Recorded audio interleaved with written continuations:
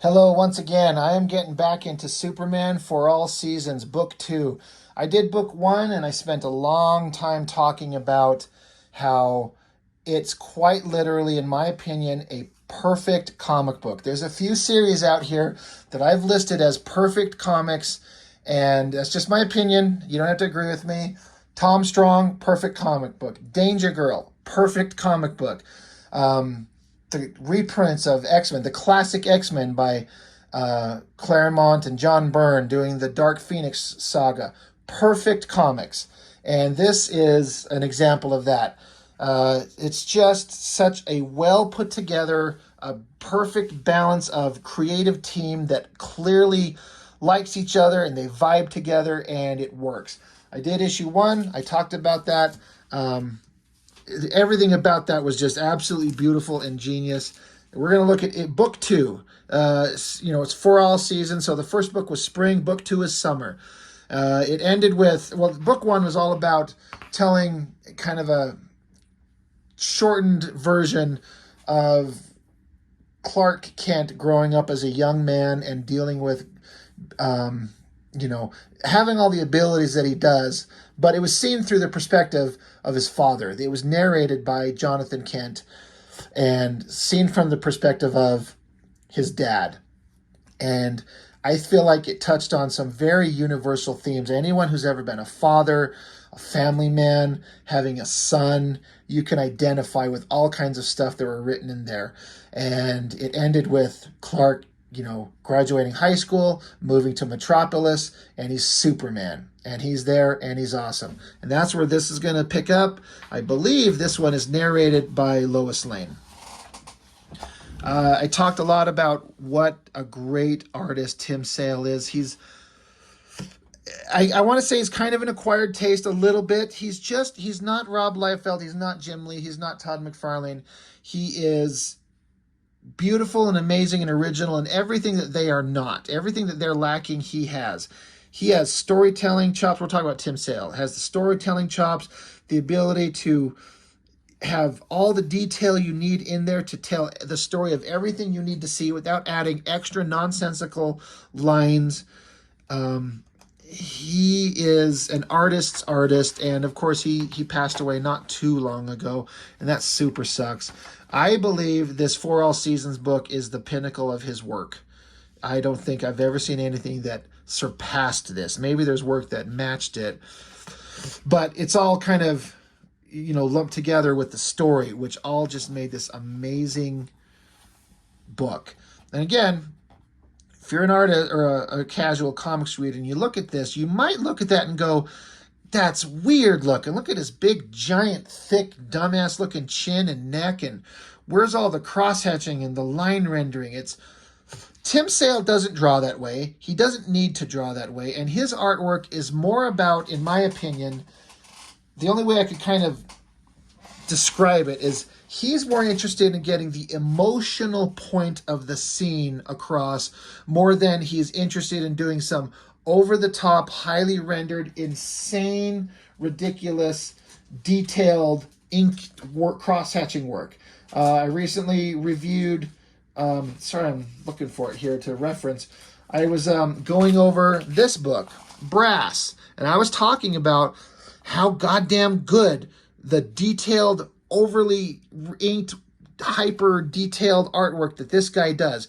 This book by Tim Sale is literally the exact opposite, but each one is good in its own way for its own reasons. You don't want Tim Sale drawing Brass, and nor do you want Richard Bennett drawing this story. It would not work. So it's about finding the right artist for the right story, and the story in Brass was nothing to remember. The story in these books is absolutely fantastic.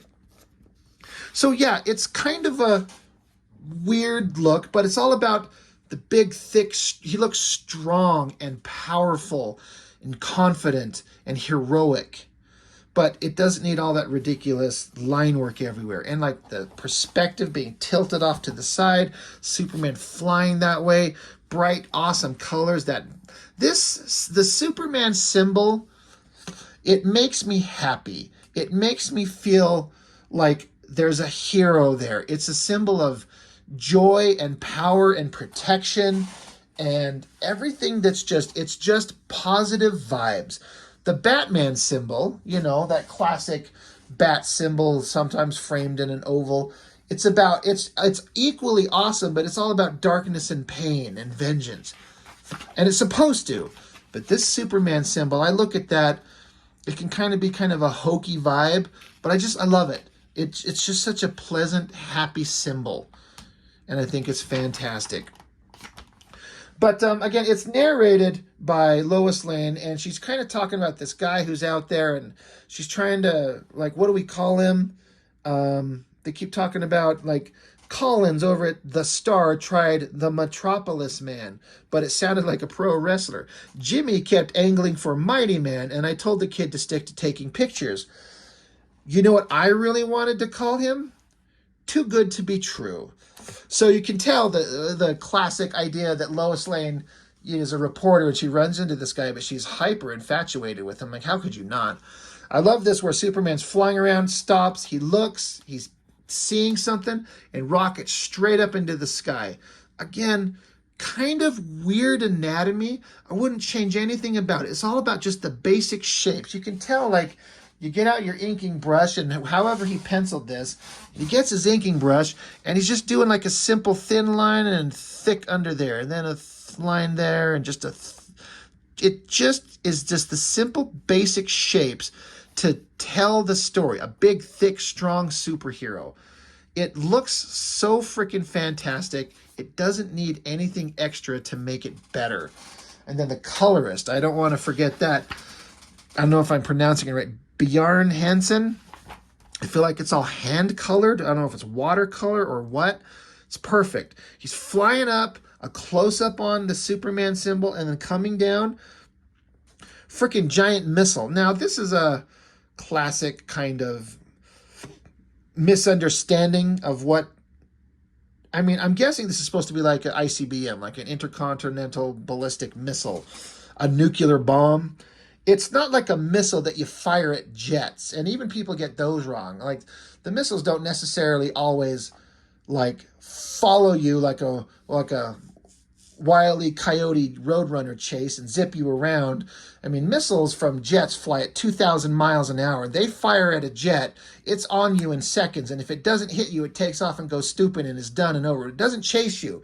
And then they got prox fuses where they get near you, explode near the jet, and blow up the jet. It doesn't hit it necessarily. There's heat seekers that can't. Anyway, I'm going off onto a stupid, retarded-ass missile tangent. But an ICBM, if that's what this is supposed to be, because it is huge, right? A giant fucking missile. But a nuclear missile doesn't come down and, like, the missile hits the ground. It impacts the ground and then blows up. Like, these missiles are designed to, like, detonate above the ground for maximum spread out. And it's this, the missile goes up in the air, detaches the tip of it, as I understand it, comes down, and then that part just falls to the ground before it hits the ground. Anyway, what in the fuck am I talking about? Why does this matter? Who cares? I don't think Superman would come across a giant missile just coming down. This would go up into space, detach the warhead, and the warhead would be dropping down. But if you do that, you don't get this giant, incredible imagery of Superman grabbing onto this missile and getting the sense of scale and size and the coloring on this. Again, I'm assuming it's watercolor, but it looks like some kind of like acrylic paint brush strokes in this very silver chrome missile. And again, Superman's got some weird anatomy, but it completely works. I love the clouds in the background. This is, again, it's all about the emotion of the scene. Superman sees something, he flies up, grabs it because he's badass. I love the reflection of him just painted on here. I wonder if that was all the colorist coming up with this. I don't know if Tim Sale penciled that on there or what, but I love how the reflection is kind of painted on there. That's really awesome. And then he pushes it. I love how he's just pushing it straight back. Like the rocket is still burning. And so the rocket is, kind of still the trail of the engine is coming past him. He just pushes it straight, gets it all out into space, chucks it off into the distance, and then it blows up giant explosion, and then he's just kind of got a smile on his face like, damn, that was close. And then Lois Lane is talking about how there's this horrible world we live in. We all kill each other. And here's this guy um, sticking his neck out for everyone, it says. Why is this guy here? How does he have these powers? And why is he trying to save us? Why? I'll tell you why. Because he had great parents that raised him to be a good man and instilled a sense of morality in him and gave him the, the Spider-Man vibe. Great power comes great responsibility.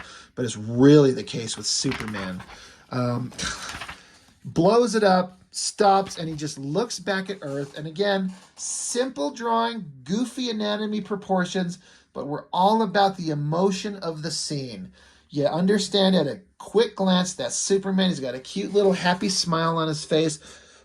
He's looking back at the planet here, and he's like, that's my home. I love it. I saved it. I'll do anything to protect it. I love it. Comes zipping back down really fast.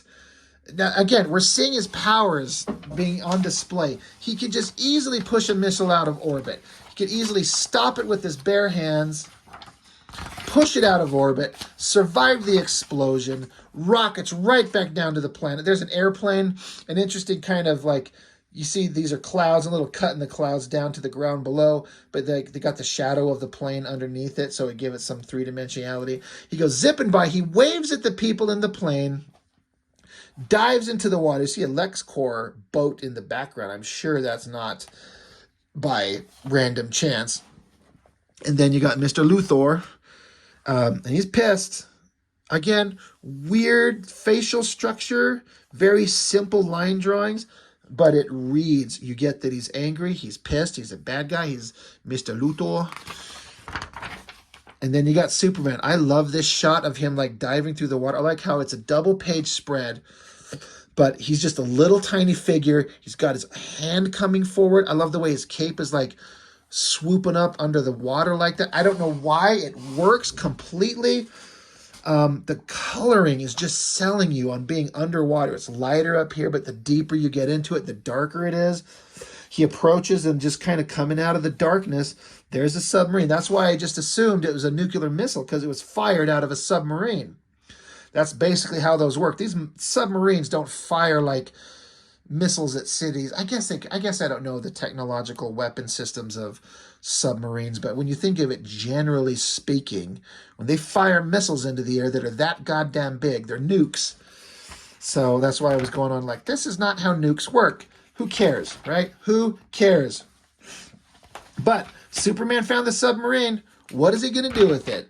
The guys inside the sub like, oh shit, there he is. We got to go, move. It's going to impact us. Boom, something slams into it. And I guess we find out right here, because in the shadow, somehow, I believe, Lois Lane got onto this sub, right? I mean, I think that's what's going on here. But anyway, something happened. Superman, you can kind of guess that Superman's probably grabbing the sub. What is he going to do with it? Back to Metropolis Air Base. Here's a limo. Lex Luthor is coming out. He's got a pissed off look on his face. What is he seeing? I remember this next page. There was another element to this, and I'm like, that's not how that works. And it doesn't matter. Holy shit, is that cool. Look at the perspective. Look at the use of scale and size. Superman he picked up the submarine, brought it out of the water, and he's bringing it to Mr. Luthor to tell him like, hey, I can't prove anything, but I know what you did. Here's your fucking sub back, you piece of shit. The only thing that doesn't work is there ain't no fucking way on the planet this thousands of ton submarine can be lifted in the air, and the only catch point of any bracing, all that weight coming down, is just Superman's hand. It would snap in half like the Titanic. It wouldn't work. You cannot bring a machine like this. It is not meant to be in the air and all that weight being pushing down onto one pressure point that would fold over. It wouldn't work. But we're going for the emotional, superheroic, awesome vibe. It's just cool. But even at the time when I read this, I'm like, that sub would snap in half. And I feel like it's a little bit too long. I feel like I'm nitpicking. The emotional vibe of it is incredible. It works. And then Superman proceeds to rip it open. He's like, I suggest you all surrender, or, and he's like, oh, I guess I have to give you an alternative. And he's like, General, you want to handle this? And Luthor, he's like, you can't just leave that thing out here on the tarmac. Us taxpayers have to clean up after your grandstanding. Meanwhile, captain of the boat has got Lois, got the gun on her, because of course Lois is always trying to track down a story, and she's going to get herself into these difficult positions, and Superman's got to save her. Superman, can you at least get this guy to shut up? And the bad guy, the captain, he's like, try it, and we'll see if you really are faster than a speeding bullet. So the bad guy pulls the hammer back on the gun. Love this scene right here. Luthor is like, I'll handle this, Lois. I can negotiate with anyone. Even he's going to start to say terrorist, but the word terrorist is spread out from terrorists. And in that blink of an eye, that half of a second, Superman, in this flash of color, which looks like it was done by like almost with crayons, boom, zip, he's got the gun out of the guy's hand. And Superman's like, Luthor, the situation's under control. Crushes the gun like it's made of Play-Doh. And then Lois stomps his foot, elbows to the gut, chop to the head. And Superman's like, and thank you, Ms. Lane. That's funny. So what a great representation of his powers. Just boom, guns out of his hand. Yeah, he's like, yeah, I am faster than a speeding bullet, you piece of shit. And Superman is just, he's awesome. And of course, she's, Mr. Luthor here. Lex Luthor is trying to like be all smooth and cool. And she's like, because Luthor's like, hey, I can give you a lift back to the Daily Planet and you could start writing your thrilling story. And Lois is like, actually, Lex, I think Superman was about to offer me a lift. I'm on a deadline and every second counts. And Superman's, I'd be happy to. So Superman turns back to Luthor. He's like, man, the missile and the guidance systems on board that sub were manufactured by LexCorp. If I find out that your fingerprints were anywhere near what happened today, and Luthor's like, how dare you? It's those kind of slanderous and false. And the Superman just takes off with Lois, and he's like, I am talking to you. This is the kind of like human being that I fucking hate. You goddamn know good and well he's completely involved in this, but he's acting like he's got the moral high ground. Like, you can't prove this. You don't know that happened. How dare you accuse me when you know you did it? You're such a narcissistic piece of human garbage. So it's such a slimy thing. Like it would be, he could just keep his mouth shut, but I guess he's trying to, play it up and, protest his innocence. Anyway, Superman's flying through the air with Lois. She's like, my hair, my shoes, my God. He's like, be honest, Lois, isn't this the only way to fly? She's like, right. She says, bit of advice, Superman. While all those people down there look up at you, even adore you, nobody, and I mean nobody, speaks to Lex Luthor the way you did.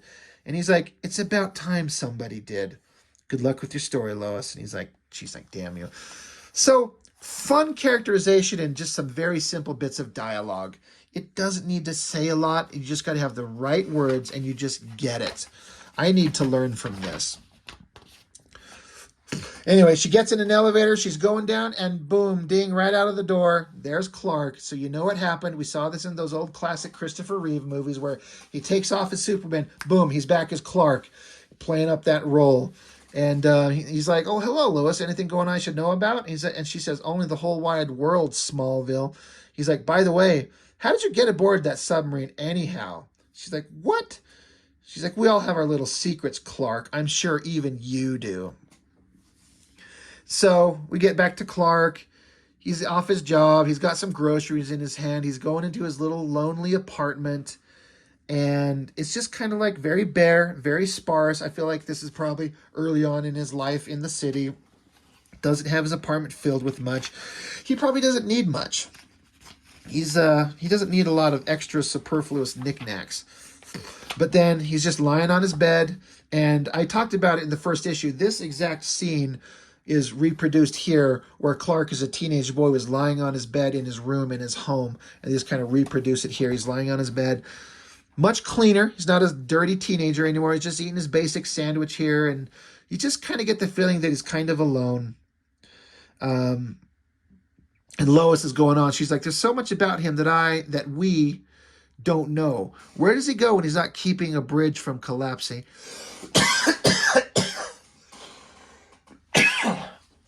Oh my God, excuse me. Holy shit. Sorry. Where does he go when he's not keeping a bridge from collapsing, or stopping a train from derailing, or answering a child's call for help? As a reporter, it's maddening. As a woman, forget it. So she's having a lot of big feelings. Cutting back to Jonathan Kent. And, the story from Lois continues. Clark has this theory that Superman slips off to some kind of fortress of solitude. This from a man who starts his day with cornflakes. So there's his dad. He's like, and I like how his dad knows that he's there. He's like, can you stay for supper? And Clark's like, how'd you know it was me? He's like, mud on city shoes has its own sound. And I know your footsteps from anywhere, Clark. I think that's super cute. I mean, I love the idea of this old timer. He's old. He's in his twilight years. He is not a pushover. He is not dumb. He's seen life. He knows what's going on. And he knows when his son is coming up behind him. It's fun. And another great, look at this shot. His dad is saying, welcome home, son. You look good. Father and son hugging each other. This great, beautiful shot, this tilted perspective. The Kent farm, the house, the barn, the cornfield, and Lois's text, a fortress of solitude. I wonder if it has a drawbridge. This emotional core of this is why Superman is who he is. He was raised in a simple life by a good mother and father that raised him to be a good man. And I think I talked about this in the first book. I'm a father. I've got an 11-year-old and an 8-year-old, both boys. And you can't help but look at them and go, it's up to me to set them on the right course in life so they can handle the horrible shit that goes on in the world and the horrible shit that's absolutely coming. They got to be good boys. They got to have a moral center. They got to be kind and empathetic, but they have to be able and willing to stand up for themselves and defend their family. It's a hard thing to do. And I'd like to think that anybody that's a parent, I can only speak as a father, so any guys out there that got kids, I hope that you kind of understand what I'm talking about, what it means to the awesome responsibility of having a child. And that's what connected with me. When I read this when I was much younger, I was 19 or 20 or when this came out. Let me see, when was this printed? 1998, so I was like 20 years old. I was just still thinking of it as like in terms of, my relationship to my father. And now I look at it in terms of relationship with me and my own kids. I love it. This is why I love this book, is because it connects with me in a very simple way. And I think it's very awesome. So, he's back. He's kind of telling about life in the city. And, his mom's like, did you come visit for any special reason? And he's just like, I don't know. Lonely, I guess. And so his mom just takes his hand and just says, then you'll stay as long as you want.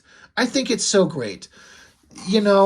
Clark, for all his powers and his smiling when he's Superman and putting on that, he has to kind of put on a little bit of a show, I think. And he's not lying, but, he's happy to do what he does. But when he's in his quiet moments, he doesn't have anybody. He hasn't built a relationship with Lois Lane, as he will.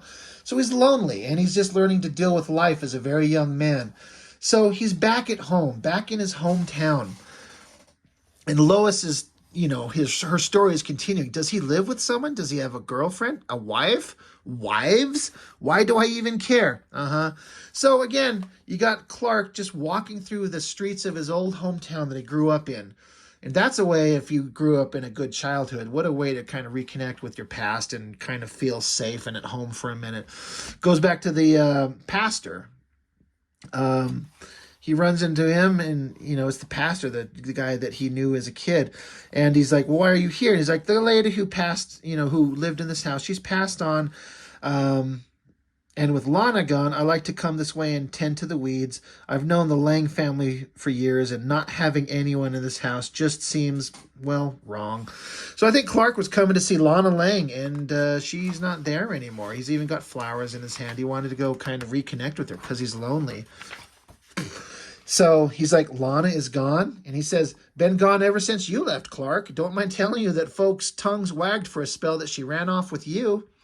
And he's like, no, I haven't seen Lana in years. And so they're like, we're all so proud of you, Clark. And he's like, me? Like, you betcha. We're probably the only town in Kansas that gets the Daily Planet every morning at the general store. You're famous, Clark. Nobody from Smallville has ever done what you've done. And he's just talking about Clark going to be a reporter in the big city. But obviously there's that connection of, yeah, you don't even know that you're Superman. So Clark's going along. He runs into Pete Ross. He's like, Lana? Nope. She sends a postcard every now and then from someplace, always traveling. Funny how things work out. And so Pete Ross is like, well, welcome back to Dullsville, Kent. Come to watch the paint dry.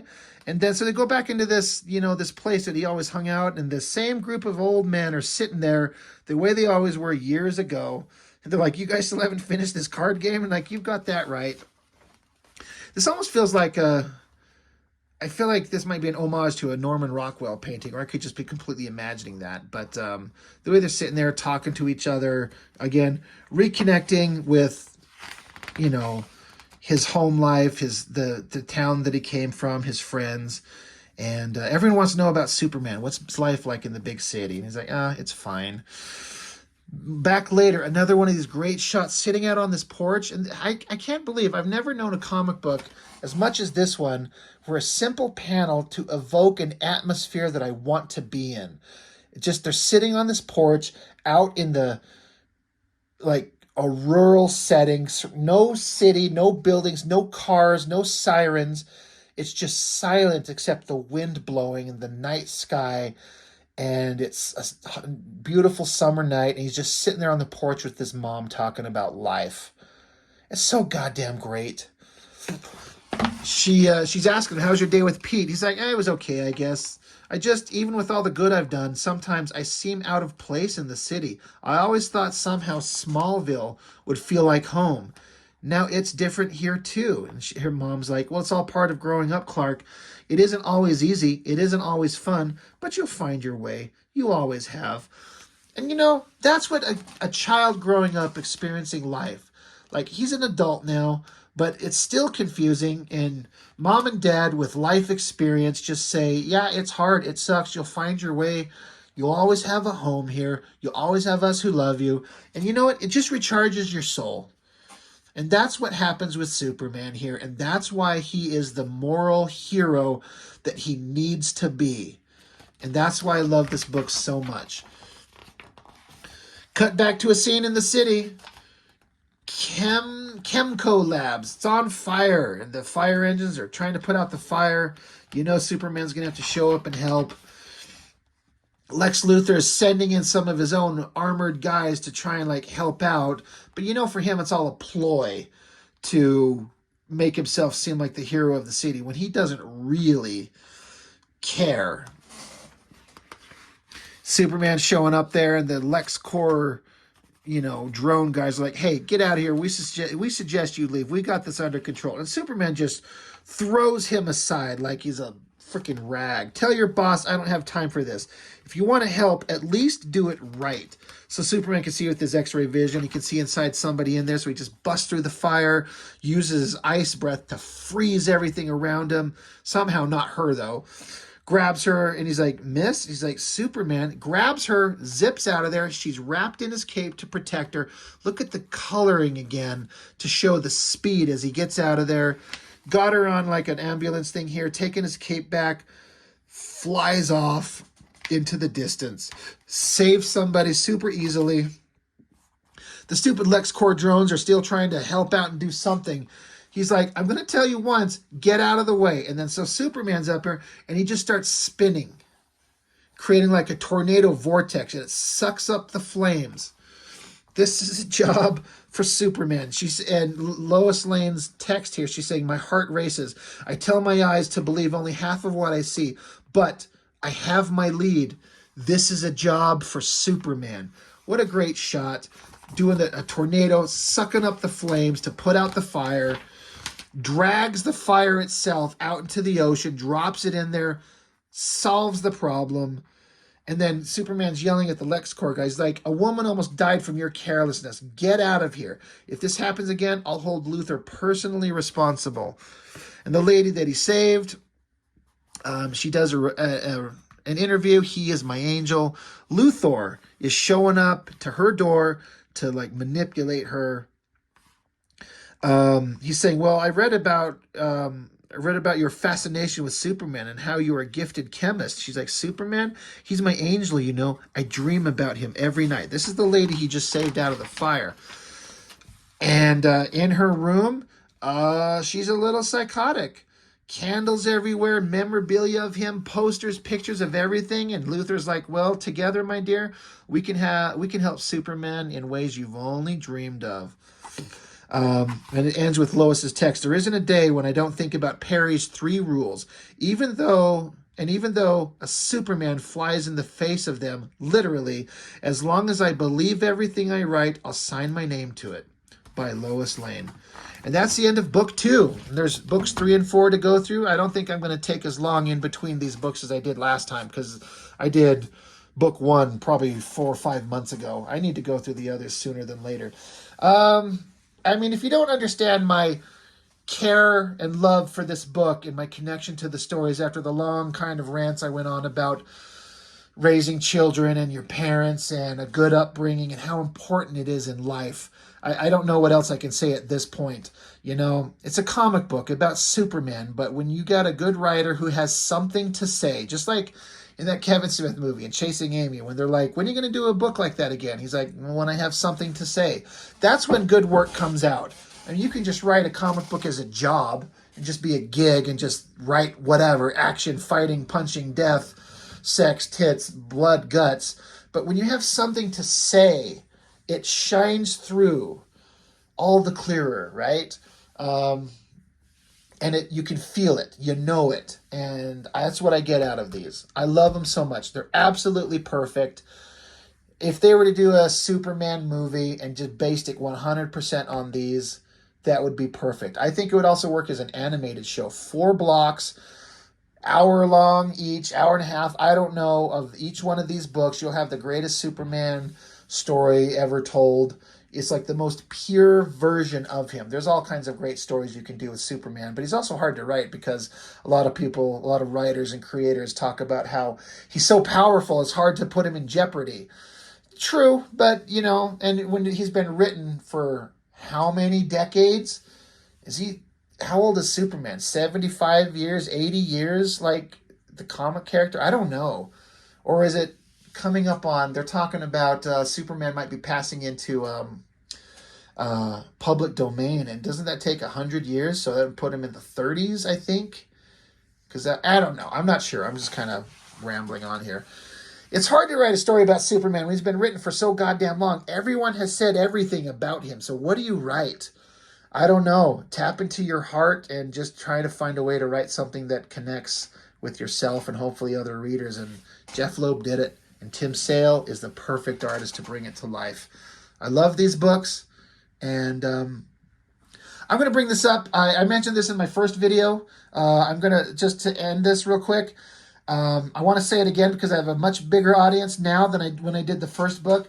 I was talking about in the first video where when I was going to pick these up, I went to the comic shop that I worked at, and I asked if the newest issue of this was out. And the guy who worked behind the counter, he made fun of me for picking up a book with art like this. He's like, you like Tim Sale?